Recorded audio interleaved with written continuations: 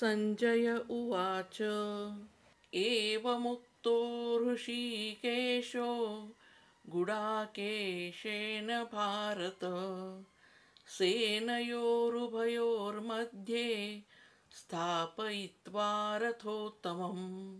संजय म्हणतो, अर्जुनाने गुडाकेश असे म्हटल्यावर हे भरतवंशी राजा धृतराष्ट्र, ऋषिकेश, श्रीकृष्ण यांनी उत्तम रथ दोन्ही सैन्यांच्या मध्ये नेऊन उभा केला. अर्जुन युद्ध सुरू होण्याआधी कृपाचार्य, भीष्म, द्रोण यांचं दर्शन घेण्याची इच्छा व्यक्त करतो. श्रीकृष्ण त्याला दोन्ही सैन्यांच्या मध्ये घेऊन जातात. यातून शिकायला मिळतं की कोणताही निर्णय घेण्यापूर्वी स्थितीचं सम्यक आकलन होणं आवश्यक आहे. श्रीकृष्ण ऋषिकेश म्हणजे इंद्रियांचा स्वामी म्हणून ओळखले जातात.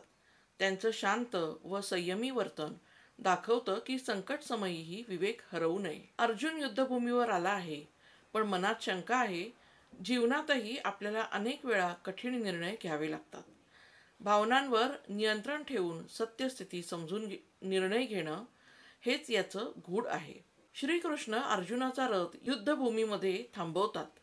यातून आपण शिकू शकतो की धैर्याने स्थितीला सामोरं जाणं आणि तटस्थपणे निरीक्षण करणं हे यशासाठी अत्यंत महत्त्वाचं आहे. या श्लोकातून आपल्याला शिकता येतं की निर्णय घेण्यापूर्वी पूर्ण स्थिती समजून घेणं, संयम आणि विवेक ठेवणं आणि भावनिक अस्थैर्यामुळे विचलित न होता कर्म करण्याचा दृष्टिकोन अंगीकारणं किती महत्त्वाचं आहे. श्रीकृष्णार्पणमस्तु.